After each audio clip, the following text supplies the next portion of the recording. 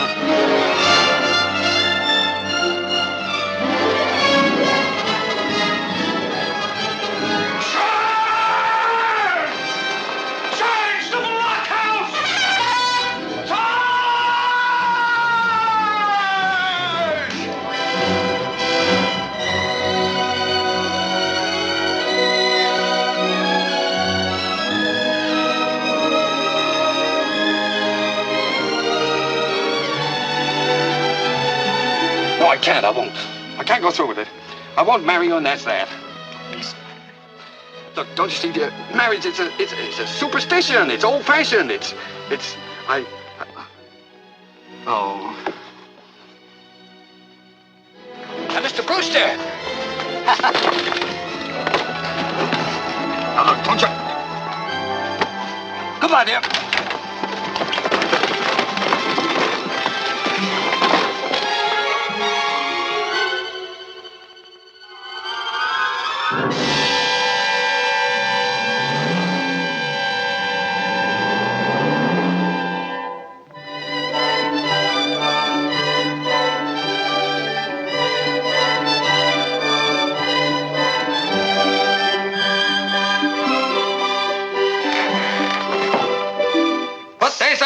In the window seat. Yes, dear.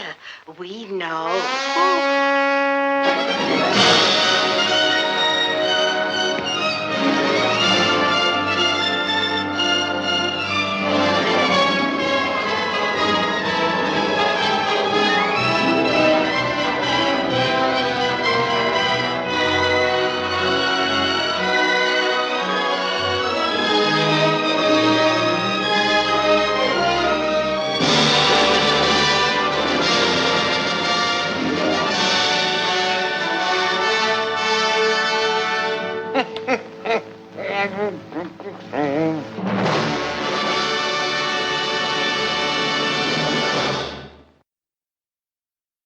All right, guys, welcome back to the Tragedy of Cinema podcast. I'm your host, Jimbo, and this is episode 58, an old little movie called Arsenic and Old Lace. I am joined by a special guest co-host tonight. She will be the official second co-host of the episode. Tiffany was obviously the first for Clue. And let me introduce you to Mrs. Sara D. And I'm not going to say your last name because I do not want to slaughter it. And Terrence messes up enough on this podcast. So, Sara, welcome to the podcast. Thank you. It's Dee Donatis. Good to be here, James. Thank you so much for having me on. And I'm excited no problem. to talk about this movie. Yeah, we were trying to think of something that a movie that she would like to do and I would like to do, see if our chemistry is good, because we might have some things planned for in the future that we've talked about. Maybe another podcast, a totally different direction than this one, because this one we cut up and have fun. This one will be more serious. So, but that's not what this podcast is about. We can go down 100 different avenues there. So, Sarah, let's go ahead and take away Arsenic and Old Lace. Yes, great movie, directed by Frank Capra, written by Julius J. Epstein and Philip G. Epstein for the screenplay, and then Joseph Kesserling actually wrote the stage play. The year it was released was September 23rd, 1944, but it was actually completed in 1942.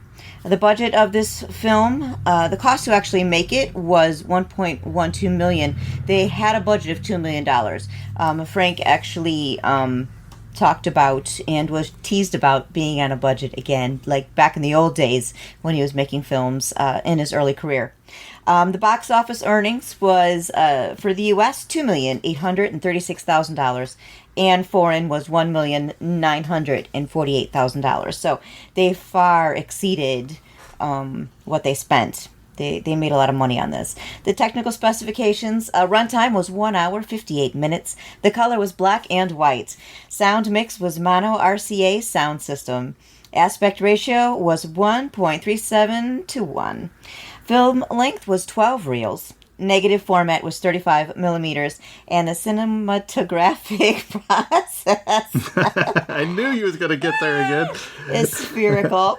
I wanted to make you say that, but I forgot. And then the printed film format was 35 millimeters. So easy for me to say. In regards to awards, this film should have been given a lot more exposure than it was. I have a... it was... what's the word? It was put up for a International Film Critics Award, but it did not win. And it was nominated. Forgive me. And then it was also nominated in 2013 for Best Archival Re-Recording of an Existing Score. Again, it did not win that one either. So, very sad. It was. I mean, it was very brilliantly done. The more I watch it, the more I love it, and I just really appreciate the subtle nuances in the movie in some of the serious spots. I mean, we'll get there, but it's just really well done. You want to talk about the cast? Sure. Go ahead. Okay. Or do you want me to do it? I don't care. Whatever. Okay, no worries. Cary Grant was Mortimer Brewster. They did ask Bob Hope to do it. He could not get out of his contract. He would have been perfect for it. There were a couple other actors that were asked to be on there as well that I'll talk about later. Josephine Hall was Abby Brewster. She was Aunt Abby Brewster. And then Jean Adair was Aunt Martha Brewster. Both of those characters, Abby and Martha, were allowed to leave the stage play and record this for the movie. So they actually came off stage, did the film, and then went back. Raymond Massey was Jonathan Brewster. Peter Lorre was Dr. Herman Einstein. Priscilla Lane was Elaine Harper Brewster.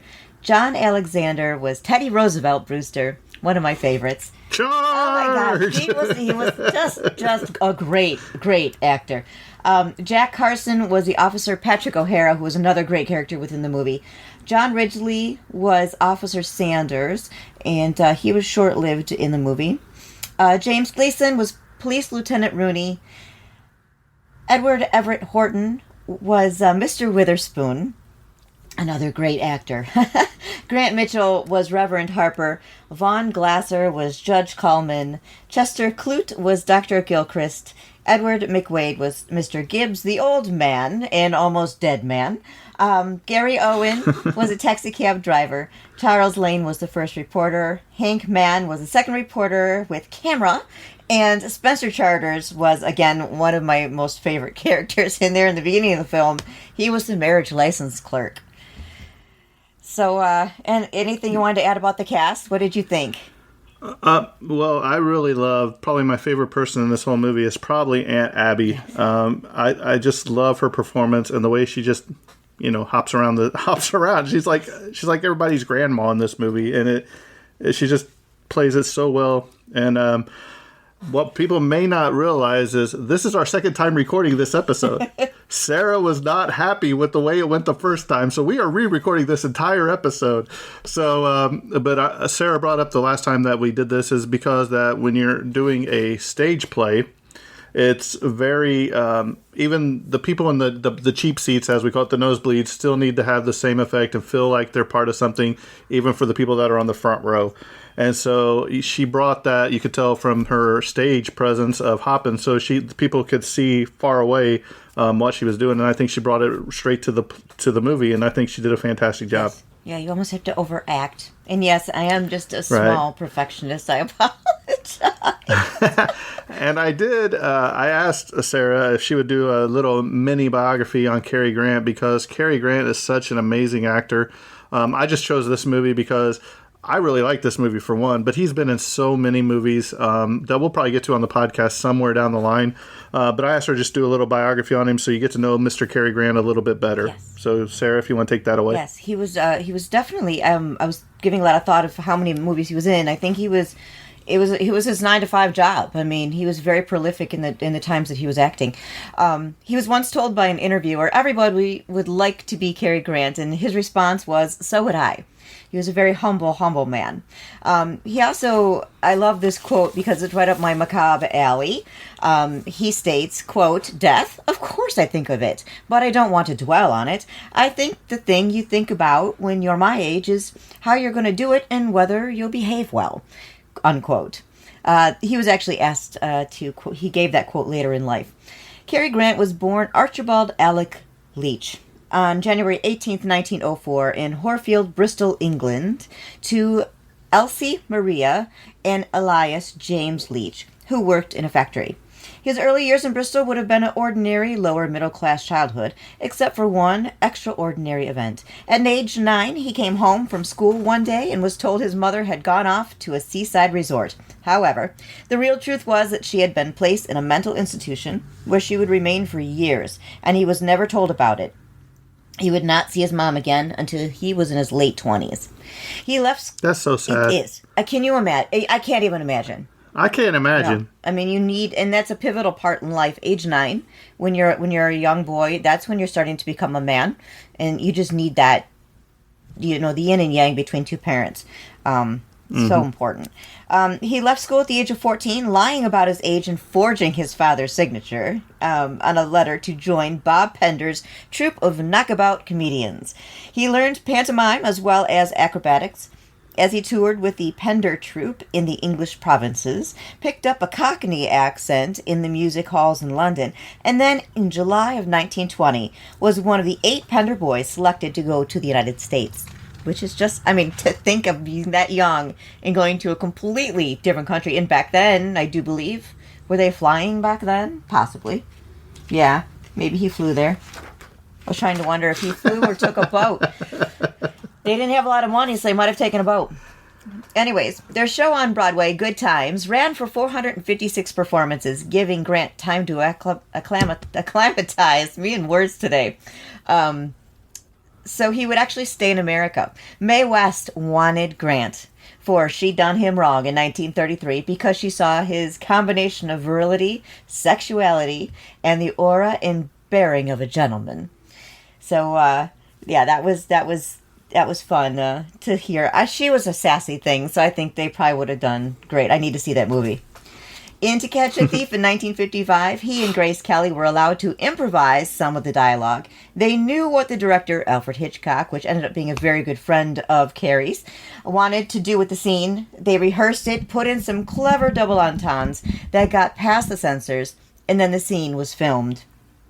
It should be noted that during the 1940s and 1950s, Grant developed a close working relationship with director Alfred Hitchcock, who cast him in critically acclaimed films. His biggest box office success, and one of my all-time favorite movies, was the 1950s film North by Northwest, which released in 1959, made with Eva Marie Saint.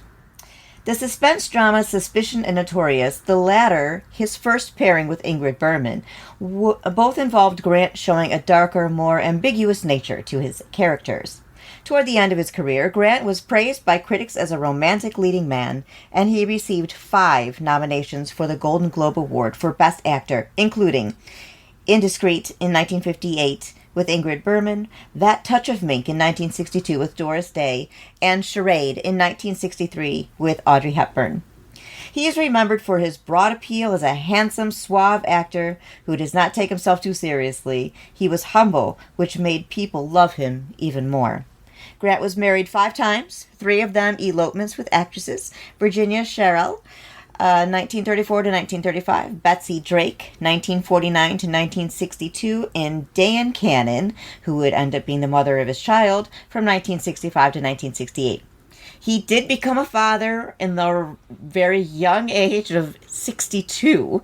I cannot fathom that at all. Me either. I mean, 62, there's no way. Yes, I mean, for our older listeners, you let me know, but I know my dad listens to this, and Dad, would you like to have a child right now? I think you're 65 or 66, and I just don't see it. No, I mean, yes, it's... Not that he's not a great father, it's just that I wouldn't put him through that right now, you know what I mean? The energy. I was considered an quote-unquote older mom. I had my kids in my 30s, and I don't have the energy for them right now. But his daughter was his life, and her name was Jennifer. She's still alive. Although Grant retired from the screen, he remained active. He accepted a position on the board of directors at Fabergé. By all accounts, his position was not honorary, as some had assumed. Grant regularly attended meetings and traveled internationally to support them. The position also permitted use of a private plane, how nice would that be, which Grant could use to fly and see his daughter whenever her mother, Diane Cannon, was working. He later joined the boards of Hollywood Park, the Academy of Magical Arts, which is the Magic Castle in Hollywood, California, Western Airlines, which was acquired by Delta Airlines in 1987, and MGM. Grant expressed no interest in making a career comeback, even though he was begged mercilessly. He was in good health until almost the end of his life, when he suffered a mild stroke in October of 1984. In his last years, he undertook tours of the United States in a one-man show, A Conversation with Cary Grant, in which he would show clips from his films and answer audience questions. I must say, I really wish that I could have been in the audience, because could you imagine him just sitting there and talking about these films he's done and his experiences? Okay, so if you could be sitting in that audience and he was taking questions from the audience, what question would you like to ask Mr. Cary Grant? Who is his most favorite leading lady, which I kind of think I know. And also, what was his most favorite film to make? Because truly... I know it wasn't this one. Yes, he hated this one. He hated this film because he felt he overacted it, but he had to kind of come up because there was a lot of stage actors that were in this film. 2 of the most notable were the aunts. But he had to kind of meet them where they were. I've read that he actually complained horribly on this film. He didn't like the set. He didn't like how different things were run. But to see him... He didn't like the comedy of this either. He didn't like the comedy aspect of this. He thought it was too over the top of an actor to act like that for the comedy in this movie. Yeah. But the seriousness of it and the scariness of it, because thinking back that time, a lot of people would be behind the couch if they were on a couch watching this movie. It was, the comedy was perfect, and it was so straight-laced. Oh my ever, well, no pun intended, but pun intended, I guess. But it was straight-laced because you could not tell these people were being comedian, but the lines were perfect, the timing was perfect, and it anyway, we'll get there. So on November 29th, 1986, Cary Grant died. It was before he went on stage for one of his shows at the age of 82 of a cerebral hemorrhage in Davenport, Iowa. His death was not followed by a funeral. He actually said, "I don't want to have a funeral at all." A portion of his cremains were sprinkled in the Pacific Ocean on the southern Californian coast. In 1999, the American Film Institute named Grant the second male star of Golden Age of Hollywood cinema, after Humphrey Bogart, which, seriously, beautiful company to be amongst. Grant was known for comedic and dramatic roles. His best-known films include Bringing Up Baby in 1938, The Philadelphia Story in 40, His Girl Friday in 40, Arsenic and Old Lace in 42, Notorious in 46, An Affair to Remember in 57, North by Northwest in 59, and Charade in 63. I've got a couple little things about him. I don't know if we want to chat about that, little tidbits, or if we want to wait. It's up to you. Well, I mean, let me go and throw a couple things in here that you may have not have covered yet, and then you can tell me if these are your tidbits or not. I'm not sure where you're going with this. So, otherwise, in case I say it, you can mark it out. What I always thought is that he was a great fan of Elvis Presley, and I was a great fan of Elvis Presley too. I love his movies. A lot of people don't like his movies; they think they're over the top and musical, but I really like them. But he said that he would go see Elvis at his Las Vegas shows, and there's even some pictures of him, where you can see him, or even in the closing credits of Elvis. That's the way it is from 1970. You can actually see him backstage during the closing credits of that. One thing that I thought was pretty awesome about Cary Grant is that back in the earlier times of the movies, the actors and actresses would be, I don't want to say owned, but they would be contracted out per studios. And the one thing I like about Cary Grant is that, he was like, I'm going to freelance. He's like, I'm not going to sign with anybody at this certain point. Which made him very special and a sought-after talent, because he could basically go for anywhere he wanted to do, any type of role that he wanted to do, any movie he wanted to do, without anybody telling me, no, you can't go do this, or they got to give us this person for this role if you go do this role for them. So I really like that about him. Play off that a little bit about him breaking the rules. Just wanted to add this. I thought it was hilarious. From 1932 to 1944, he shared a house with Randolph Scott, whom he met on Hot Saturday in 1932. Scott often jokingly referred to Grant as his spouse. The 1940 census report shows Scott as head of household and Grant as his partner. Many studio heads threatened not to employ them together unless they lived separately. Grant's marriage to Barbara Hutton permanently dissolved this living arrangement with Scott.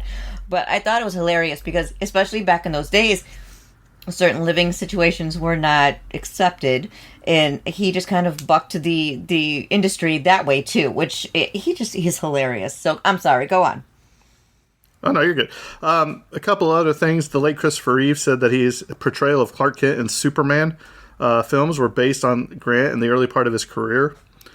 He also was almost James Bond in Dr. No in 1962, but he thought he was too old to play the role at the ripe old age of 58. But you have a kid in 62. The role obviously went to Sean Connery instead, but I could see Cary Grant doing it, though. But he had a kid at 62. Right. One thing that I really appreciate about Cary Grant is he donated a lot of his salary from movies to charities, to the wartime efforts. He did, this movie, Arsenic and Old Lace, he donated anywhere from $100,000 to $160,000. The numbers are a little skewed all over the place, to the U.S. War Relief Fund. He also gave his entire fee for the Philadelphia story in 1940 to the British war effort. So this guy cares about, what's going on around him too. And I think that's very, very important. And we'll get into some more numbers here later on in some of the notes I'm sure Sarah has. And if not, I have them. A couple of quotes that I found that I personally liked. One is, I think making love is the best form of exercise. Oh, I just think that is hilarious. But when... back then, the reporters would get wires from people to ask questions, and so he got this one that says, the wire said, "How old Cary Grant?" And old Cary Grant was fine. How are you? He was always quick-witted. Awesome. There's another one that says, "It's important to know where you've come from so that you can know where you're going. I probably chose my profession because I was seeking approval, adulation, admiration, and affection." And that is so far forgotten in this country today that it's unbelievable. Yeah. And you got to know where you came from to understand where you're going, because you can't just delete history. It happened, and we need to not be reminded. We need to, I don't want to say be reminded of it, but we need to learn from it. Right. And I think this, cancel culture, deleting this, deleting that, I don't think that's the way to do it. No. So, and also, his salary range started making movies for only $450 a week for This Is the Night in 1932 to earning $4 million for That Touch of Ink, which I love that movie, in 1962, which included his percentage of the gross profits. So what an amazing man. Awesome. If you have anything else to add, go right ahead. A couple little things I found funny. He maintained a suntan year-round, so he didn't have to put on any makeup. He often spoke of his relationship with Sophia Loren as one of the most passionate romances of his life. He was almost obsessed with her. She was 31 years his junior. After they broke up, he tried to get back with her many times, and she just said no. John Cleese's character in A Fish Called Wanda in 1988 was named Archie Leach after Grant's real name. Let's see. Oh, really funny story. He once phoned hotel mogul Conrad Hilton in Istanbul, Turkey, to find out why his breakfast order at the Plaza Hotel, which called for muffins, came with only 1.5 English muffins instead of 2. When he insisted that the explanation, a hotel efficiency report had found, that most people ate only 3 of the 4 halves brought to them, it still resulted in his being cheated out of a half. The Plaza Hotel changed its policy and began serving 2 complete muffins with breakfast. From then on, he often spoke of forming an English muffin lovers society, members of which would be required to report any hotel or restaurant that listed muffins on the menu and then served fewer than 2. That is just hilarious. Let's see, I think you've got pretty much everything else. He did make it onto a 37-cent stamp when they did a commemorative stamp layout for actors and actresses. So, and then also going back to his early days, thanks mainly to the strength and physical dexterity he gained as an acrobat when he was young, he did a majority of his own stunts during his film career. So, a lot of people, I have a lot of respect for actors and actresses such as Lucille Ball, in Jackie Chan. Yes, Dick Van Dyke, all doing their own, and to me that makes your respect meter go way up for me. So, all right, anything else? So let me go ahead and throw a quick synopsis out here of this movie, or we'll talk about Cary Grant the entire episode. He's a great character. So no, it's good. I love talking about Cary Grant. The synopsis for this, Arsenic and Old Lace, a drama critic who is played by Cary Grant, learns on his wedding day that his beloved maiden aunts are homicidal maniacs, and that insanity runs in his family. Just comedy ensues at this.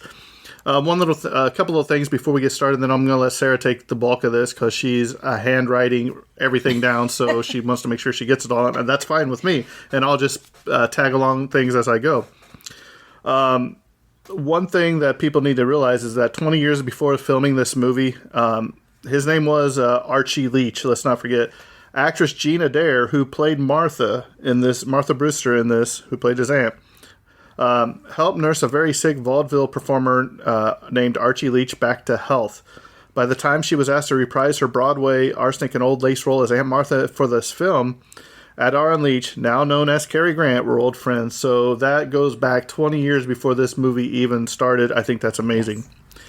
So we're going to go ahead and start rolling with the movie, and I'm going to tell this thing right away, and then Sarah will obviously take over. But the one thing that I noticed right when this started, it starts off in, I want to say, the the New York Yankees, I believe. And I think they might be playing the Brooklyn Dodgers. It's like weird things are happening. It's Halloween Day or whatever. And there was an old saying that, the Yankees never win on Halloween Day, or the Mets, whoever I forget the 2 names of the baseball player or teams. But it says, it's 3:00 or whatever. So you're like, okay, it's 3:00. And then it does a little fade scene, and it's like across the other side of town at the exact same time. You see Cary Grant and his was it Helen? Is that her name? I believe. We start with what's his police office. Yes, we're starting at the marriage license office. Yes. Yeah. So, but what was his wife's name or his fiance in this? Helen? Elaine. Mm-hmm. Elaine. Right. So they sit there, and it says, we'll get there. But when they get up to the marriage clerks, the guy says, "Good morning."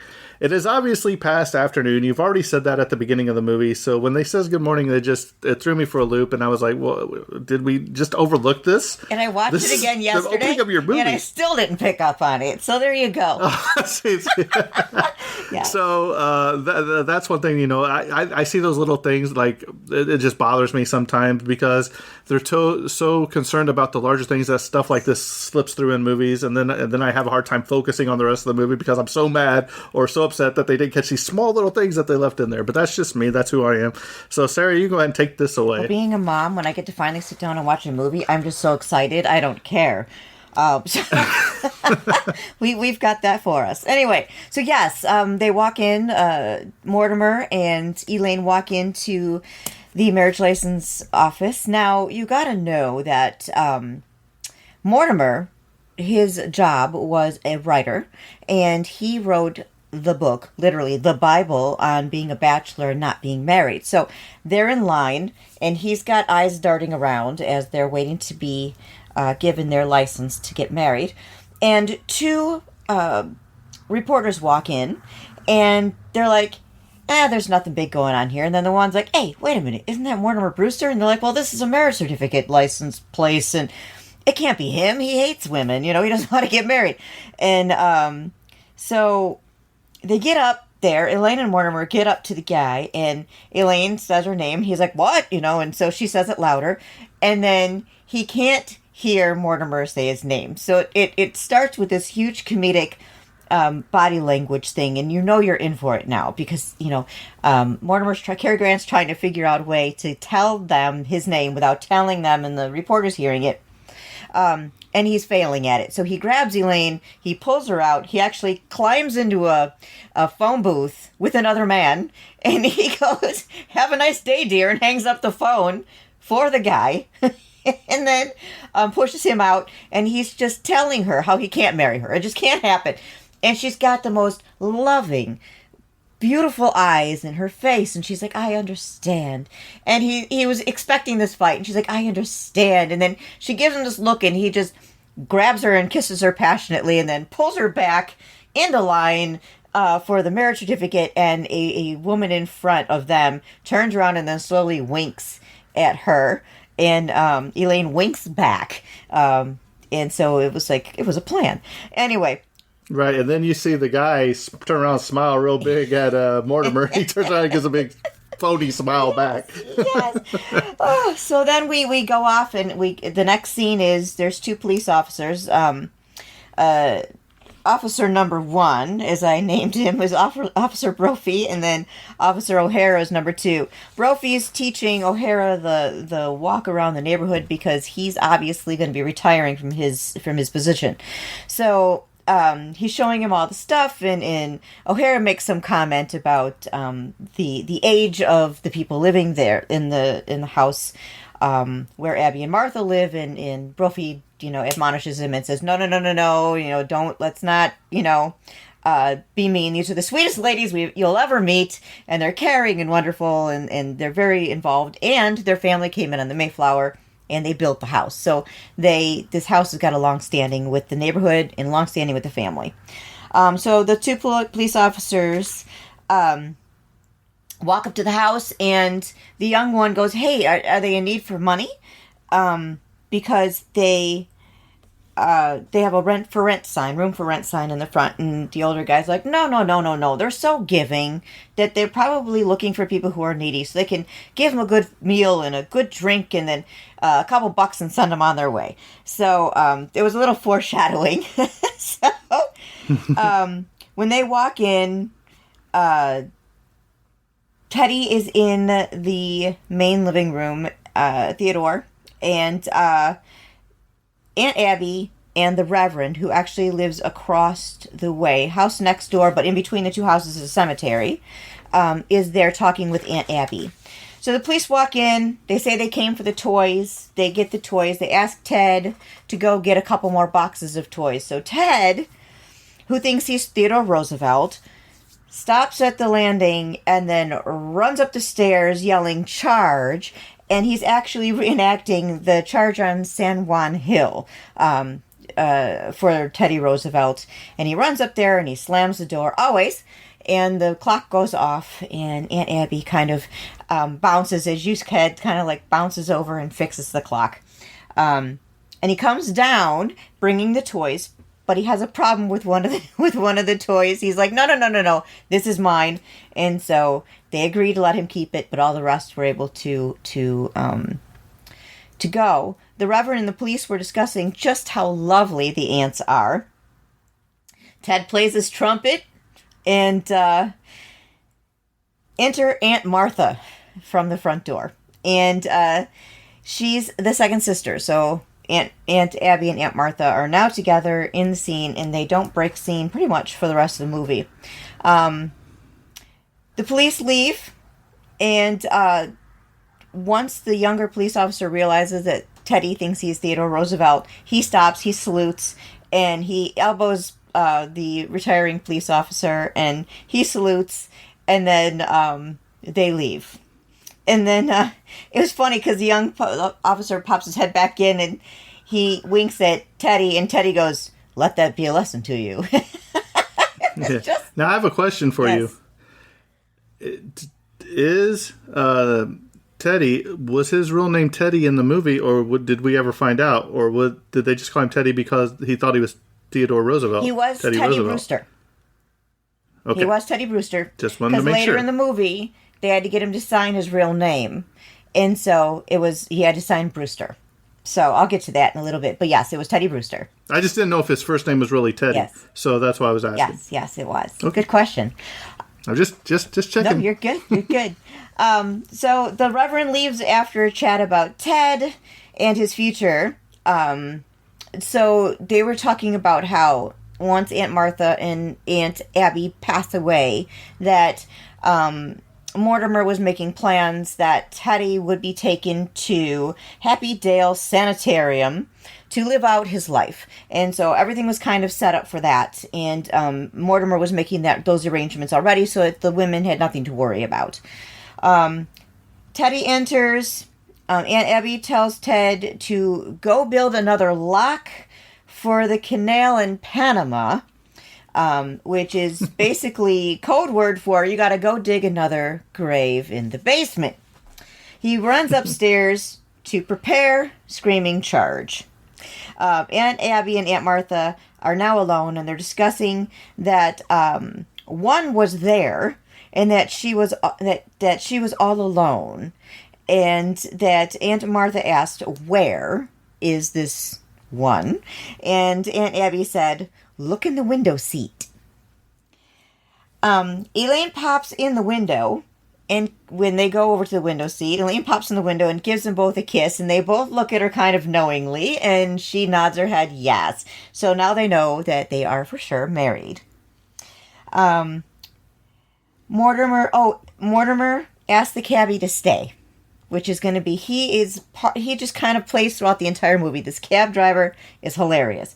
He stays, and Mortimer gets out of the cab, and the cabbie hands Mortimer Elaine's hat and brooch. So apparently there were things going on in the cab on the way home. So he chases Elaine around the cemetery, and she's like, what are people going to think? And he's like, I don't care, we're married now. And she runs behind the tree, and she goes, but Mortimer, you're going to love me for more than my mind, right? And his response was, one thing at a time, one thing at a time. Yeah. So he gets her behind the tree and kisses her passionately, and then they talk about their little signal on when she's going to be packed and ready to go. And he does inform her that they are going to go to Niagara Falls, and they're going to go over the Niagara Falls in a barrel. So Elaine whistles the Here Comes the Bride just to test it out, so we all know what's going on, right? So Mortimer comes in to the home. He tells his aunts that he is married, and he needs to go.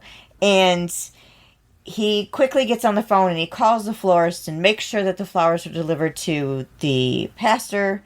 By the way, the pastor was not happy that his daughter was going to marry Mortimer because of Mortimer's books on how you should stay a bachelor.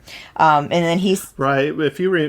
If you remember, before Mortimer and him and even the police get there, her dad is in there talking to Aunt Abby. And he's like, look, I can't, no man would let their daughter marry this guy when he wrote like a book like this, and it was marriage, a fraud, and failure. Yes. So he has a right to his opinions, but they went and did it anyway. So I thought that was very interesting too. Yes. Apparently he was taking her out 6 days a week for the last 6 months or so. So they all knew something was down the pike here. But anyways, while he's on the phone, he's making sure the flowers are delivered, and then has another 4 dozen delivered to her. The aunts insist on making a cake, and they want to have a full celebration. He's trying to convince them, no, this is not going to happen. So Mortimer and Aunt Abby, Aunt Martha goes off scene into the kitchen to start cooking. Mortimer and Aunt Abby are discussing, and he starts looking for his last manuscript for his next book that he wants to burn. because he does not want his new bride to see it. And they're looking all over together, and Abby leaves to go to the kitchen to help Aunt Martha, and Mortimer's making his way around the room and opens up the window seat. And his eyes get so big, and then he slams it shut, and then he thinks about it for a second, and he lifts it up again and looks, and then he slams it shut, and he spins around and just sits on the top of the box, the window seat.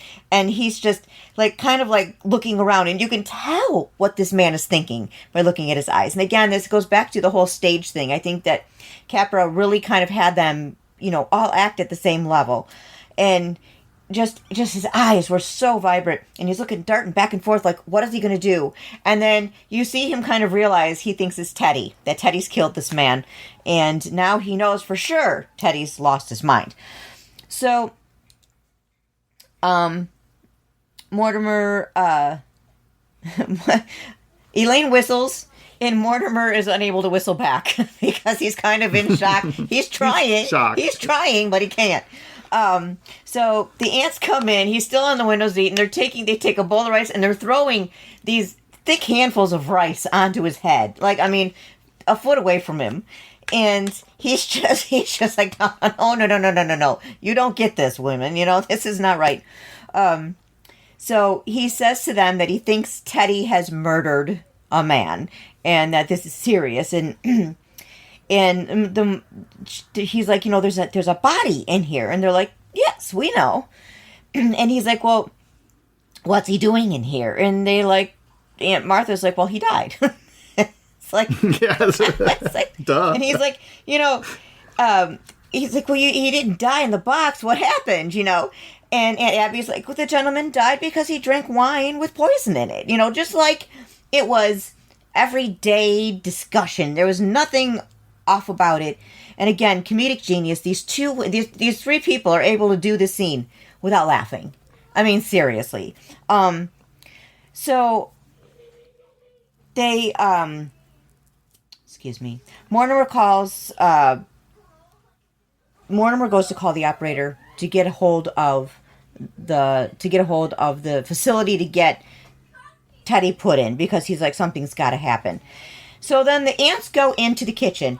I'm going to tell you, this was probably the scariest part of the movie. It's Halloween. So in the back kitchen, all these children are in, leaning into the kitchen window for trick-or-treats. Mm-hmm. And the masks these children are wearing, I'm like, this is just mortifying. I mean, it was horrible.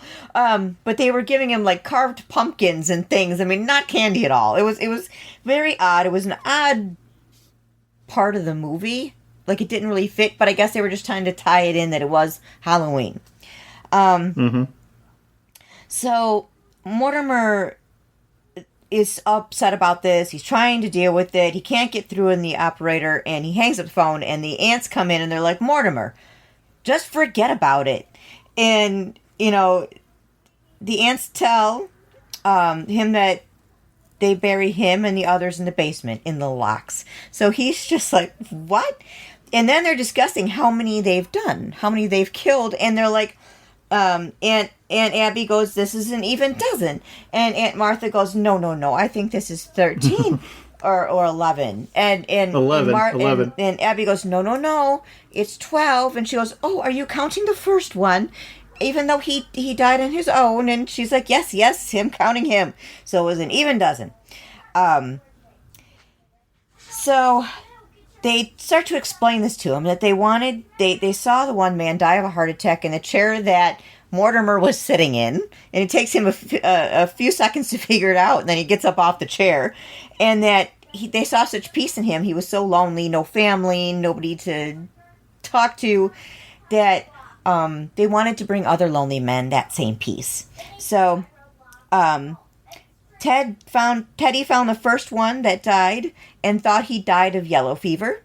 And so then he brought him down to the basement and buried him like all yellow fever victims should be treated. So, so they talk about the wine that they make. And Aunt Martha, they actually had a big issue with actually putting the recipe in the movie. They didn't want to do it. They didn't think that was very smart. But they ended up talking about it in the movie. Aunt Martha stated that Mortimer's grandfather had a lab upstairs and all these jars of poison on the wall. And Aunt Martha's good with a recipe, as they stated.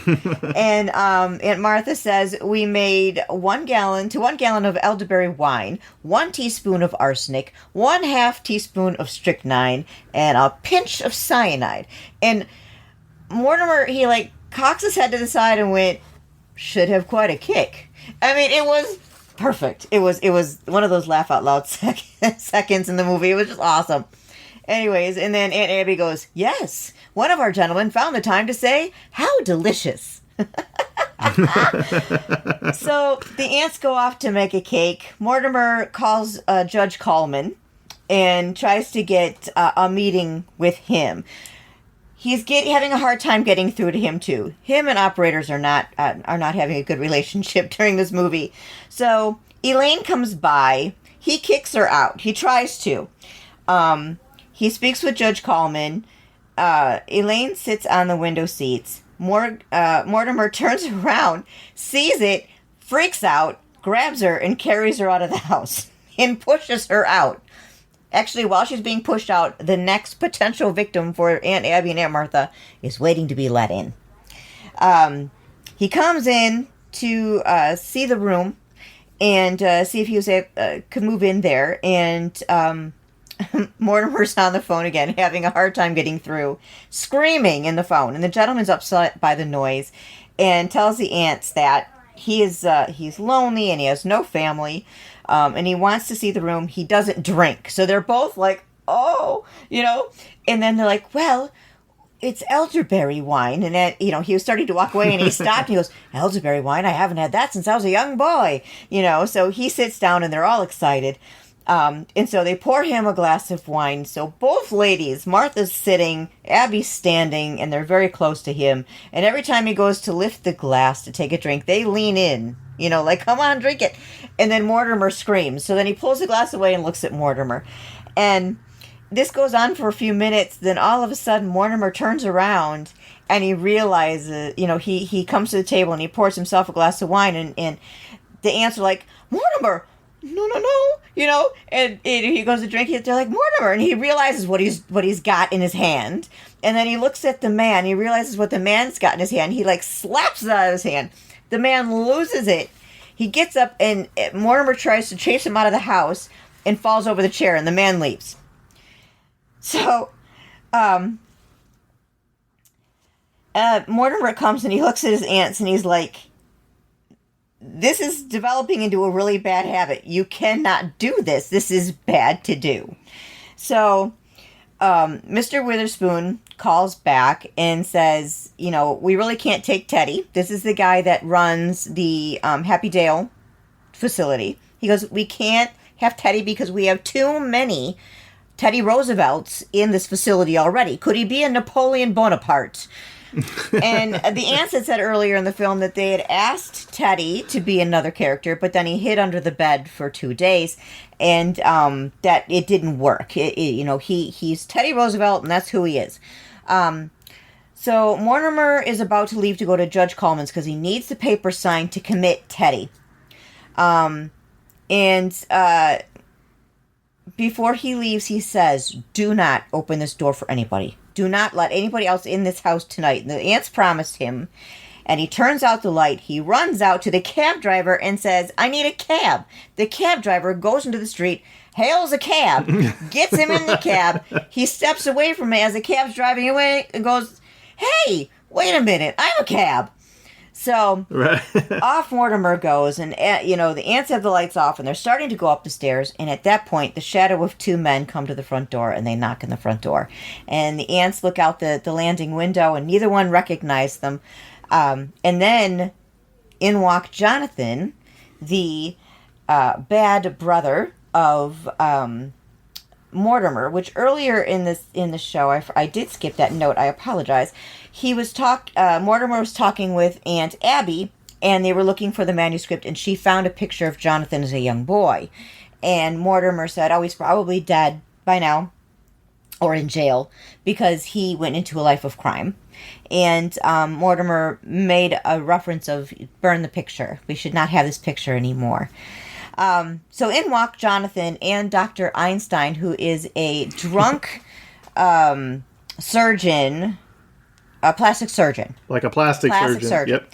So I want to make a side note. From this point on to the movie, the shadow play in the film was magnificent. If you know, if there was not that comedy there, this would have been a true horror. True horror. So Jonathan had also an amazing voice and a perfect demeanor for this part. Even though Boris Karloff played the part on stage, he was not allowed. They would not break his contract to let him play, and he was actually very furious over that. He did allow his name to be mentioned in the movie, but because of the fact that he was a financier for the stage play, they felt that if he went into the movie, that it would detract from the stage play, that people wouldn't go. And also, they did have another large name in my notes somewhere. It's in there to play his part on stage, so he could have been in the movie, but they wouldn't let him out of his contract.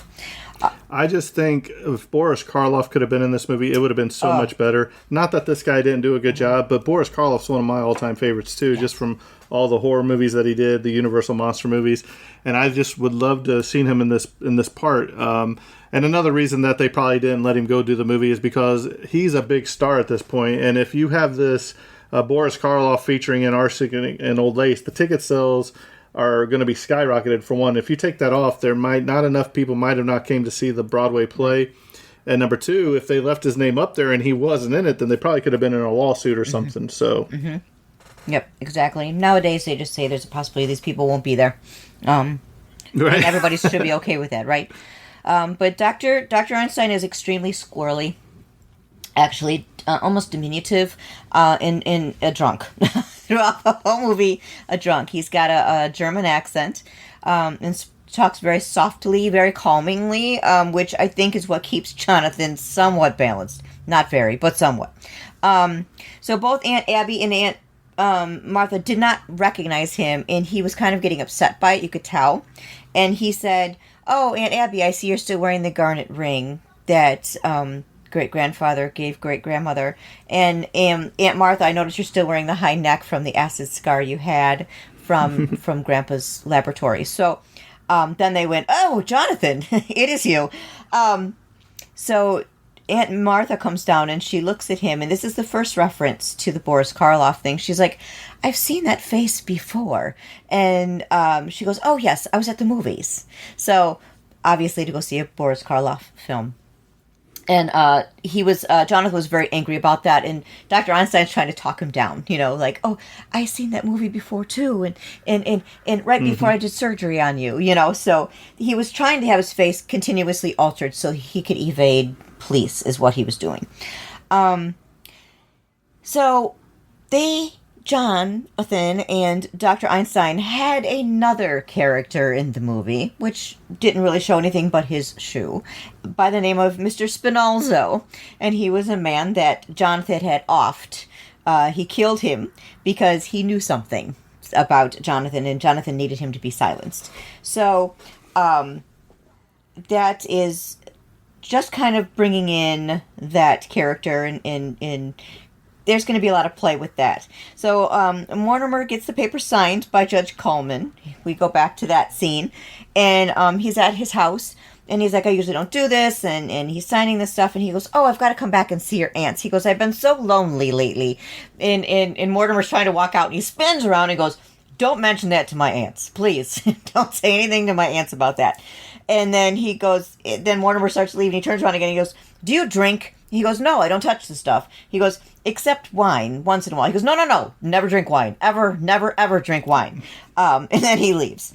So, back at the house, Teddy believed that Dr. Einstein was a General Goethals. I haven't heard of that general, but General Goethals. And it's funny because throughout the movie, there are actual references to books and manuscripts that were written about President Roosevelt that were actually being used physically on stage. And then he shows him. He goes, well, I don't look anything like that, Dr. Einstein said. And Teddy goes, oh, well, this is in the future. So this is how you're going to look in the future. Right. So Teddy said he was going to take Dr. Einstein down to Panama to show him the locks. And the ants are trying to dissuade him from that. But even Jonathan said, just go. Just go down and see the locks. So Teddy takes Dr. Einstein down to the locks, and he comes back up and says to Jonathan, the locks are perfect. Come down. Look, And he goes, look, it's 6 feet long, 4 feet wide. Perfect for Mr. Espinosa. So John comes up and he tells the ants, we're going to turn grandfather's laboratory into an operating room, and we will be very busy. So just, you're going to have to deal with us here. And both ants are trying to get them to leave. I'm sure you want to get back to your hotel. And he goes, no, you misunderstood. We came here, we came here not directly. We didn't stop at a hotel. So they move their car around to the side of the house, and both ants are like, why are you doing that? And they're like, we need to, it's against the law to leave it out in the street, which was funny because of his life of crime.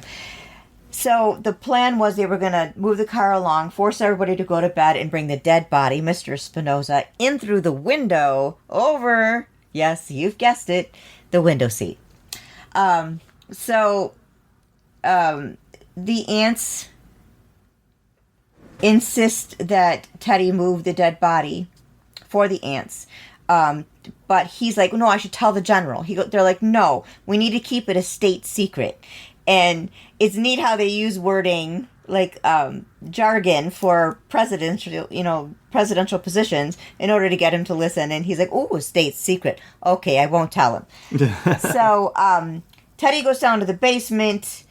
The whole main floor is still dark, no lights. And Aunt Abby went to show Aunt Martha the body, finally, of the man that Aunt Abby killed earlier in the day. And when they got to the seat, the drapes were violently opened, and there's Jonathan looking in and saying, go to bed. So both women were scared, and he sends them to bed, and he stands out there and makes them, and they keep trying to come out. He makes them go back to bed. So Ted comes up in the dark, steps on the cat, and he gets the body. So this whole thing's in the dark. So you hear the creaking of the door opening. You hear him struggling to get the body over his shoulder. And you just see from the light of the basement him carrying the body down and shutting the door behind him and then falling down the stairs. So, again, the music at this point, it really struck me how masterfully done it was. It never detracted from the movie. It never made you think, oh, there's music being played. It just really was another character in the film. It was brilliant. So Dr. Einstein and Jonathan, they then come down and they move the body. And Einstein is very small and squirrely again. So Jonathan passes the body through the window, and Einstein pretty much the body falls on him into the window seat. And they close him up in there. So Elaine shows up looking for Mortimer, obviously, and runs into Jonathan, who threatens her. He asks her name, and she says, her maiden name, and then he goes, why are you here? And she goes, well, I married Mortimer. And then he said, well, aren't you a Brewster then? And she goes, well, yes, it's a new marriage, And then he attacks her, he grabs her, he holds her, and he's trying to drag her down to the basement. And she's screaming and fighting, and then the ants come in and break it up, and Mortimer walks in then at that point. And Elaine's trying to tell him, I was attacked, and he's like, go home, So Jonathan sees Mortimer, and he reminds Mortimer about the torture he used to put him through, like sticking needles under his nails and things as he was tied to the bed. I mean, just horrible stuff. And Elaine's not being listened to, obviously, throughout all this. And Mortimer speaks with the doctor at Happydale and tells him to come on down to get Teddy. Mortimer then goes to the window seat to raise it up and look in, and he sees another body, Mr. Spinoza, in the window seat. And Aunt Abby does not recognize him. So he calls her over and he's like, what is this? You did it again? And she's like, no, I haven't let anybody in but Jonathan and Dr. Einstein. They came in on their own. So Jonathan tells them that they are staying. The aunts want to look at the seat. They went to look at the seat and Mortimer realizes that Jonathan put the body in there. And so Officer O'Hara comes because the lights are on in the house late at night, and that's not normal. And he recognizes Mortimer and as being a writer. So the officer's like, hey, I'm a playwright. I wrote a play, and I want to tell you all about it. So Mortimer is told to leave by Jonathan, but he's kind of stuck. So they bring the police officer into the kitchen. Mortimer's dealing with Jonathan in the living room, dining room area. So the aunts are feeding the police officer food. The police officer's trying to tell the story. And then Dr. Einstein finds the aunt's body in the cellar. So they hadn't covered him because they haven't given him a proper Christian burial. So Mortimer gets rid of the police O'Hara. He says, I'll meet you at this restaurant. You can tell me about your play. So there's a lot going on in this movie always. Aunt Abby and Aunt Martha tell Jonathan and Dr. Einstein about the 12 bodies in the basement. They come out about it. And Dr. Einstein says they killed 12. They each killed 12, meaning the aunts killed and Jonathan each killed 12 people. And Jonathan he was not happy about this. He's like, well, I need to kill another. So he's going to kill Mortimer. That was his now focus. He's going to kill Mortimer. So Mortimer tells Elaine he can't marry her. He goes out and he sees her. He's like, I can't marry you. He goes, insanity runs in my family. It practically gallops. And she's unfazed by this, and Mortimer gets the doctor to come. He doesn't let him in the house because of all the craziness going on in there. So he gets the doctor to sign the papers for Teddy.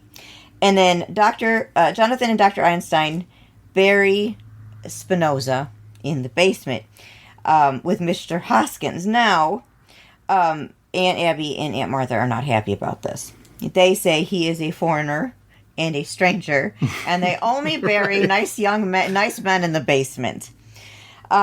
So Jonathan tells Dr. Einstein he needs to kill Mortimer.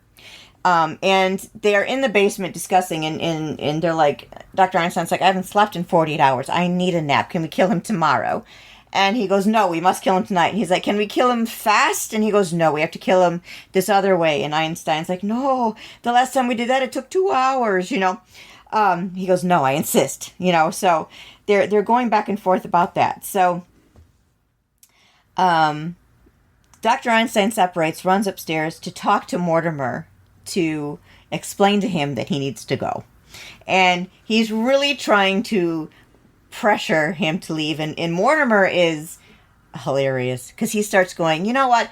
One of these years when you're in a wheelchair and you're finally get out of prison, he's like, you're going to go to the theater and see this horrible play that's been running forever and it will still be running at this point. And he goes, it's this scene that I hate.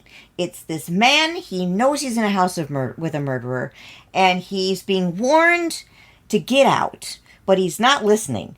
And he's, and now Mortimer's sitting in an armchair, where all these men have died, and he's going on, and Dr. Einstein's like, you must leave, and Mortimer's like, and then he ties up the guy with the rope from the drapes. And so behind Mortimer, Jonathan's going, he's cutting the rope down from the drapes. And he goes, and then he gags the guy, and then he binds him to the chair. And then all of a sudden, Jonathan binds him to the chair and gags him. And so he's sitting there, bound and gagged to the chair. I'm dying laughing at this point. It's just awesome. It's just awesome. Anyway, so Dr. Einstein and John almost taste the poison wine, and Mortimer's watching all of this. And at the time they're about to sip it, Teddy comes out and blows his bugle. Now, he's gotten in trouble with the police in the past because the neighbors have called and complained from him blowing the bugle all hours of the night. So, of course, we now know this is middle of the night. The police come in. O'Hara's upset that Mortimer stood him up. Now, he's walking in, and he sees Mortimer completely tied up. And he does nothing about it. He does nothing about it. So, O'Hara leaves him tied up and starts to tell him all about his play. And as Mortimer's trying to... That's the crazy thing. Eyes. He's trying to tell, get me help, Go ahead. What were you going to say? No, I was going to say, that's the crazy part. The police come in, and he just sitting there and wants to keep talking about this play. And he said they're gagged and tied up. He's like, well, since you're here, and he just keeps going on and on. I was cracking up the entire time. Well, they even say, I don't know, I remember if it was Einstein... If it was Einstein or Jonathan that say that, well, he was talking about a play, and so we were reenacting that scene. Right. But Jonathan has a knife, and he's trying to kill the police, and he pushes down Dr. Einstein, and then Dr. Einstein actually knocks out Jonathan. So Jonathan passes out, Einstein's sitting on the stairs. Just a whole bit of insanity ensues. There's police everywhere because the neighbors had called to complain about the bugle. And O'Hara's just clueless. He just keeps telling the story. So it's just insanity. And then O'Hara says, you have to tie him up to make him listen to you. So so you just kind of kept him there. So Jonathan wakes up after being knocked out, and the chief of police is standing next to him, describing putting Teddy into the facility, Happy Dale. And the way he's describing it, he's pretty much saying, we've got the guy, he's ready to go in. So Jonathan wakes up from being knocked out and confesses, basically. And so the police go, wait a minute, so they take him and take him off. And I think this is the first time they actually say right out, Boris Karloff. You look just like Boris Karloff. So they take him off, and John says, but there's 13 bodies in the basement. And the police that love these ants are laughing. So they're like, yeah, right, whatever. And Mortimer's still tied to the chair, and he's running around the room trying to stop everything. And he's still gagged and tied to the chair. Dr. Einstein, again... he hides on the set, on the stairs, and Mortimer unties himself finally and lights a cigarette, because that's the first thing you go for, right? So the cop O'Hara is pushed to the stairs, and Mortimer helps with a play plot twist for him. And then the police commissioner says who Jonathan is. He finally figures it all out. And he's like, why could you guys not know this? He was under your nose this whole time. He's a mass murderer. So Teddy comes down, and he says, but there's 13 bodies in the cellar. Teddy says this, and the captain goes, who are you? And Teddy goes, I'm President Roosevelt, And so the captain's like, I haven't slept in 13 hours. These papers are no good because they're signed Teddy Roosevelt. So Dr. Witherspoon from Happy Dale comes into the scene. So we have got this massive cast right now, just perfectly placed. Mortimer gets Ted to sign his real name and tells him he has to sign his Brewster name as a code. The code he comes up with, I'm not going into it, but is brilliant. You must watch the film to get that. It is brilliant. Anyway, so Mr. Witherspoon has everything he wants. Everything's ready to go, and he walks up to Mortimer and says, hey, I wrote a play. Will you read it for me? So anyway, the only way they got Ted out of the house is Dr. Witherspoon says, it's time for you to leave. And he goes, wait, who are you, Taft? And Teddy goes, no, or Mortimer goes, no, he's going to take you to your Africa trip. And he's like, what was the word he used? He used the expression bumble or something like that. So he was just excited, and he ran up the stairs screaming, charge, slamming the door. And then he comes down and says his goodbyes to Aunt Abby and Aunt Martha. Now, Aunt Abby and Aunt Martha are not happy they want to move with Teddy. And it was funny because when Mr. Witherspoon saw Teddy charge up the stairs, he goes, oh boy, there's stairs all over Happydale. So Aunt Martha and Aunt Abby want to move with Teddy, and they have to try to convince them that they can go in there. He's like, well, no, we only take people who are crazy. So Mortimer takes the bugle, and he screams, charge, blows the bugle, and runs up the stairs. And so he's now acting crazy too. And I'm thinking it's to divert their attention from the 13 bodies in the basement. So Aunt Abby brings up the graves again, and she goes, all the graves are marked, and we put fresh flowers on them every Sunday. And the police captain convinces Dr. Witherspoon to take the ladies because they're so sweet. How could they kill men and baby down in the basement? So the captain leaves to talk with Jonathan, who is now awake and willing to talk, and Elaine enters through the cellar.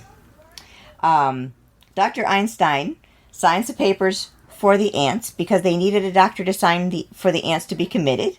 And they're like, hey, wait, you're a doctor. So before he could slip out the door and escape, he comes in, signs the papers, and then he slips away. And then the doctor, Mortimer, signs as next of kin. And the ants go, oh no, these signatures aren't going to be correct if they get looked into. And he goes, don't worry, Dr. Einstein's a real doctor. And they're like, no, you, Mortimer, you're not really a Brewster. They said you're the daughter of a cook. We really liked her. She was 3 months pregnant when she moved in, so our brother married her, and your real father was a cook too on a ship. And so at this point, Mortimer realizes he's not crazy. He doesn't have the gene. So he's very, very happy. So Mortimer runs over. He realizes he's not crazy, and then Elaine screams because she's now in the basement, and she comes up the stairs screaming, and he realizes why she's screaming. So he grabs her, because there's still police in the area, and starts kissing her so she can't speak, and kissing and kissing and kissing her. And then he pulls her outside and keeps kissing her, and she's like, oh, Mortimer. And then she gets into it, and they kiss right next to the cabbie, who gets really close to them. So Mortimer picks up Elaine and screams, charge! And that was the end of the scene. So movie was done. Yep. It's a brilliant, there's a lot of moving parts. So it's not one of those movies that you can just do another project with. You really have to watch it all to get everything. And like I was telling you earlier, there's things that I've seen in the movie that one time watching it, then when I watched it again, I didn't catch that scene because I was looking for something else. So it's really just a very active, wonderful, wonderful movie. So do you have any little tidbits? I've got a few. Oh, yeah. Just a couple things. One, I think one of the really good scenes of the movie is where the doctor's sitting on the stairs in the basement, and Jonathan's down there, and all you see is Jonathan's shadow on the wall. And it's just like a gigantic face, talking to him. And he's like, well, I can't operate it on you like this. And, and he's like, yeah, you will, and all that. Another thing is, another time they dropped Boris Karloff's name, and he's like, well, why did you have to kill, I think Espinosa was his name. He said, because he said I look like Boris Karloff. You know what I mean? So his name's dropped throughout the entire movie. So that's really great, too. One of the other things is, if you notice all the scars on the face where he's had so many surgeries done, trying to change his face to get away from the cops throughout the whole, his whole entire On the Run. You can see several different scars on his face. The city backdrop was achieved with two-dimensional models of the Manhattan skyline, and in front of that, a foreshadowed three-quarter angle miniature of the Brooklyn Bridge. The tall buildings were covered with a scrim to make them appear farther off, and a globe was projected around the distant city. In front of the bridge were Brooklyn buildings with a glow of lights in the windows, and still closer, the cemetery next to the Brewster home. From the front tombstone to the Manhattan skyline was 3D perspective effect. It was done in 40 feet of studio space. Also, Did you catch it this time watching through that Archer Leach tombstone that's in the graveyard? I didn't see it. Didn't see it? Yeah. Well, supposedly there is a tombstone with the name Archer Leach, which is obviously Cary Grant's real name, in the cemetery there. So, and if anybody sees it, take a screenshot and throw it on the Facebook feed because Sarah's part of the Facebook group too. Yes. Just a little thing about As of the time of the production go ahead. about the Brooklyn Bridge. There was just a little tidbit, little off thing that the Cincinnati Bridge that goes over the Ohio River was actually built by the man that built the Brooklyn Bridge. They did it on a smaller scale to see if it would work. He actually passed away after that was built, and so his sons built the actual Brooklyn Bridge. So go on. I apologize. You're good.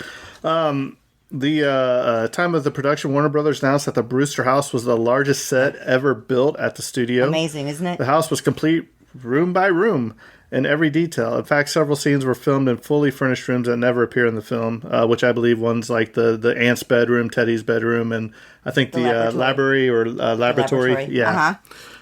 Yeah. To add to the creepy mood, a funny creepy mood, Frank Capra ordered a backdrop with wispy clouds in front of a full moon and countless bags of autumn leaves to blow around the exterior house and cemetery sets by 3 wind machines to give it that scary Halloween feeling. If you have anything to throw in, just wave at me. We're on video or chat or whatever, so she can just wave at me and let me know. Okay. Man, I really wish Boris Karloff could have done this, though. I just wanted to see what he could do. He was angry. Right. Director Frank Capra enlisted in the U.S. Army Signal Corps in 1941 during filming.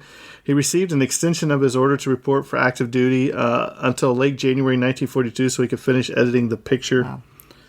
Wow. Frank Capra also noted that while he was stationed in London in 1943, he overheard American and British soldiers screaming, "Charge!" in the manner of the Teddy Roosevelt character, and deduced that they had seen the film. He then learned that Jack L. Warner had released the picture to the armed forces a year before it was to be released to the general public. So that's pretty good. Mm-hmm. Awesome of him to do.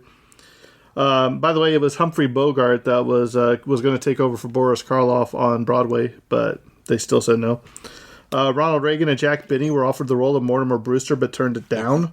And then you already said about Bob Hope. I think Jack Benny or Bob Hope would have done great, especially Bob Hope. He had those good facial expressions that you needed in this film. But really, Cary Grant, he knocked it out of the park. He really did. Right. Raymond Massey's makeup, which was the subject of much of the debate during the production, required 2 hours to apply and 2 hours to remove. I cannot imagine sitting that still for that long and it was pretty much just his face. But some of the Universal Monsters features, they sat there for longer than that. So, Frank Capra related to the role of Mortimer in the film because, like the character, he too had an older brother who abused him as a child and grew up to be a criminal. The production code administration strongly recommend that the filmmakers limit the deadly concoction used, which you talked about, because they didn't want people to go out and try it. But it was actually ignored by that, and then left in the film the way it was. Cary Grant later said in interviews that his role would have been better accomplished by Allison Jocelyn, the Broadway plays lead, or even by the great James Stewart, which is another one of my favorite actors. Go ahead, Sarah. The aunts did say in the movie that they tried to mix it with tea, but it gave it a weird smell, so the men wouldn't drink it. The film actually took closer to 8 weeks to shoot. Frank Capra wanted to do it within 4. And he had a $400,000 budget that he wanted to keep to, but it actually was set just over $1 million. Because basically they had to cover Cary Grant and his salaries. And like you've mentioned in our conversations, women weren't paid like they should have been back in the day, mm-hmm. and so they mainly focused on paying them. So, anything else? According to the Warner Brothers Studio records, the paychecks or the amount that the actors or actresses was paid, mm-hmm. Cary Grant received $160,000 for the film, which he donated it all to wartime charities. There's there's discrepancies on if he gave it all to one charity or if he broke it down. I won't go into all that right now. Frank Capra received $100,000. Raymond Massey's salary was set at $25,000. Peter Lorre was earned $13,000, and Gina Dare and Josephine Hull both earned $10,000 for the making of the film. So right there, you can tell And I was kind of wondering, I wondered what they made for their performances on Broadway. I don't know. I don't know if it was just in the movies they were treated differently, or were they treated differently in Broadway as well. I'm not sure. I'll have to dig into that and find that. The hymnal that the Ants used to hold the services over Mr. Hoskins is Hymns for Creative Living. It was published in 1935 by the Judson Press.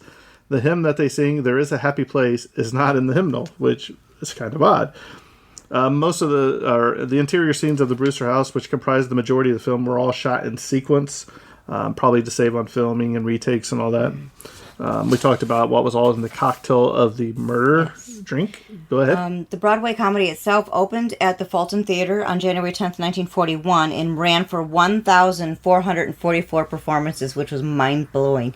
More than one per day, counting matinees, closing on June 17th, 1944. Repeating their stage roles in the movie was obviously the Brewster siblings, Josephine Hall, Gina Dare, and John Alexander. So Teddy came on from the play as well. All three getting time off from the New York play. Boris Karloff, again, as we've said repeatedly, was denied permission to go to the play by the play's producers, fearing that the absence of their main star would adversely affect the play's attendance. So apparently they did not stop the play running, but the understudies of Aunt Abby, Aunt Martha, and Teddy went on to Broadway while they were gone. So that's right. And I kind of wonder why they didn't wait till after the run of the Broadway play to release the movie. I think it's, or what I mean. They did say that they didn't that it was doing so well that they thought it might detract, because back then, I mean, nowadays you can go see multiple forms of entertainment, but back then it was expensive and it was something to be looked out. It was a big time out to go away and see either a live play or a movie. So I just think that they were trying to run the play as long as they could, frankly. And they said they didn't want to detract from the play in things I've read. Right. So. Near the end of the film, Mr. Witherspoon addresses Mortimer as Mr. Witherspoon, and Mortimer corrects him and saves the scene. Cary Grant, you could tell, is pretty amused by it. When Dr. Einstein is begging Mortimer to flee from Johnson's murder rage, Cary Grant ad-libs to Peter Lorre, "Stop underplaying, I can't understand you." And one of the last things is, as Mr. Witherspoon is getting up from the table, he stands an item up on the table which had been knocked over. Mr. Witherspoon then gazes up to look as to say, "Oops, I wasn't supposed to do that, was I?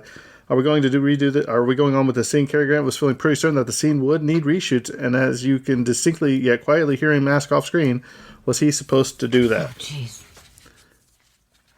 So, Sarah, Yes. Give me your thoughts on this film. Should people see it? Well, I think they should. Do you want to hear what sparked the whole film to start? Yes, I was waiting for you to say that. I didn't know if you were going to dive into that, because this is kind of based, well, they say it's based on a true serial killer, female serial killer. So, Sarah, let us know. And then we'll talk about if they should see it or not. So, the real story that sparked the movie: Amy Duggan's sister, Archer Gilligan, was born October 31st, 1873. So I think the film kind of nodded to that being a Halloween film. She was a nursing home proprietor and serial killer from Windsor, Connecticut. Now, I am a licensed nursing home administrator, so this stuff is bothersome, but we're going to go on. This was a long time ago. She murdered at least 5 people, which is completely false. She murdered way more than that. But anyways, by poisoning them. One of her victims was her second husband, Michael Gilligan. The others were residents of her nursing home. It is possible that Archer Gilligan was involved in more deaths. The authorities counted 48 deaths in a nursing home, the Archer home for the elderly and infirm. The case attracted wide publicity at the time and has been cited as an inspiration for the play and later film of Arsenic and Old Lace. Amy Duggan married James Archer in 1897, A daughter, Mary Archer, was born in 1897, so I'm going to assume they were married in January. The Archers first became caretakers in 1901 and hired to care for John Seymour, an elderly widower. They moved into his home in Newington, Connecticut. Seymour died in 1904. His heirs converted the residence into a boarding house for the elderly, and the Archers remained to provide care for the elderly for a fee. They paid rent to Seymour's family. They ran the boarding house as Sister Amy's nursing home for the elderly. In 1907, Seymour's heirs decided to sell the house. The Archers moved to Windsor, Connecticut, and used their savings to purchase their own residence on Prospect Street in Windsor Center. They soon converted it into a business, Archer Home for the Elderly and Infirm. James Archer died in 1910, apparently of natural causes. The official cause of his death was Bright's disease, a genetic term or a generic term for kidney disease. Amy Archer had taken out an insurance policy on him a few weeks before his death. The policy benefit enabled her to continue operating Archer Home. In 1913, Amy married Michael Gilligan, a widower with 4 adult sons. He was reportedly wealthy and interested in both Amy and investing in her business. However, on February 20th, 1914, yes, after only 3 months of wedded bliss, Michael died. The official cause of death was acute bilious attack. In other words, severe indigestion. Are we all shuddering because we've all had it and we didn't die from it? So, it must have been real bad. Anyway, Amy was once again financially secure because during their short marriage of 3 full months, her new husband had drawn up a will which left his entire estate to her, not his 4 sons. Anyway, the will would later be determined a forgery, as it was apparently written in handwriting matching Amy's. So let's talk about the murders. Between 1907 and 1917, there were 60 deaths in the Archer home. Relatives of her clients grew suspicious as they tallied the large number of deaths. Only 12 residents died between 1907 and 1910, but 48 residents died between 1911 and 1916. This is obviously before state regulations, I'm just going to say. Anyway, among them was Franklin R. Andrews, an apparently healthy man. On the morning of May 29th, 1914, Andrews was doing some gardening in the Archer house. His robust physical condition deteriorated in a single day, and he was dead by evening. The official cause of death was gastric ulcer. Again, something most people don't die from. After Andrews' siblings, including Nellie Pierce, came into possession of some of his letters, they noted occasions where Amy was pressing him for money. Amy's clients showed a pattern of dying not long after giving her a large sum of money. As the deaths continued, Nellie Pierce reported her suspicions to the local district attorney, but he ignored her. So she took her story to the Hartford Courant. On May 9, 1916, the first of several articles on the murder factory was published. A few months later, the police started to seriously investigate a case. The murder factory really fits in this case, and I can see that being a headline. Anyway, the investigation took almost a year to complete. The bodies of Gilligan, Andrews, and 3 other boarders were exhumed. All 5 had died of poisoning, either arsenic or strychnine. Local merchants were able to testify that Amy had been purchasing large quantities of arsenic, supposedly to kill rats. A look into Gilligan's will established that it was actually a forgery written by Amy. According to M. William Phelps, author of The Devil's Rooming House, investigation appeared to show that Amy was buying the arsenic to kill large numbers of rats. How many rats do you have to buy that much poison? Anyway, however, it appears that she did not buy all the arsenic which killed her patients. The doctor had some of the patients signed off to purchase it. The investigation pursued Dr. King because more evidence was piling up against him, but suspicions were focused back on Amy when someone suggested to clearly check all records of arsenic purchases. When evidence was found of Amy sending her patients to the drugstore to buy quantities of arsenic, the police were able to arrest and convict her. So she was quite the character, and that is what... obviously, it was big news because it got to become a play. Mm-hmm. So, yeah. So, what do you think of this movie? I think it's awesome. I think it's worth a watch. Oh, I know you do. You gotta, but why? You gotta. It's smart and it's funny, but it's funny in double entendres and funny and not sexually, but just double meanings. And it's smart funny. It's not just funny to be funny. And to watch these actors and actresses, even knowing that there was tumultuous relationships in the background, you wouldn't know it watching the film. And just to see how they played their character in so brilliantly, and then they meshed together so well. You could just see that these aunts raised this man. And you could see that they had raised Jonathan, but had fear of him. the whole thing, the acting to me was brilliant. It should have been given more accolades than it was. Very smart writing. What do you think about? I mean, what are your thoughts? Well, I really like this movie. I like a lot of older movies anyway. I like black and white movies. It takes me back to a different time and era, long before color and all that. I like the look of it. I think Cary Grant, outstanding performance. He may not have liked this movie, but I really liked his performance in this movie. But my favorite, I have to, probably Aunt Abby, Josephine Hull. I thought she did a fantastic job bringing that character from the stage to the screen. And then Peter Lorre, I mean, just an awesome performance as Dr. Einstein. I mean, and the way he talks, doctor, he just reminds me of Doctor, you know what I mean? Elaine Brewster, Priscilla Elaine, she's just a doll. I mean, she's just cute. Beautiful. Raymond Massey as Jonathan Brewster, he did okay. I just really wish we could have seen Boris Karloff. Not that Massey did a bad job, but I think it might have made more of an impact if Karloff would have been there. I wonder what the numbers would have been if Karloff would have been in place instead of him for this movie. For me, it's a must-see. You will be highly entertained. And not only that, but it's actually a wholesome film that you can sit down and watch with your family and not really have to worry about any nudity, any language, anything.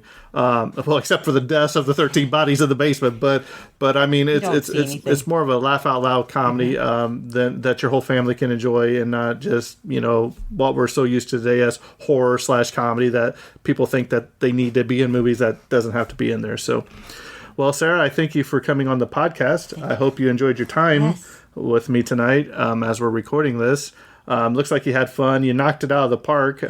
Like I told everybody, you're a perfectionist, and you wanted to make sure, because we got a little lost the first time we did this. He's like, I'm going back and rewatching this movie, and I'm taking bullet points and notes and outlines. I said, Sarah, whatever you want to do. I said, they know our podcast isn't perfect. They know we mess up all the time. We call it Terrence. We Terrence something. But thank you for coming on. And people, if you liked her, let us know on the Facebook group or send me an email. She likes to know how she did. So let me know how she did, and I'll pass on the message to her.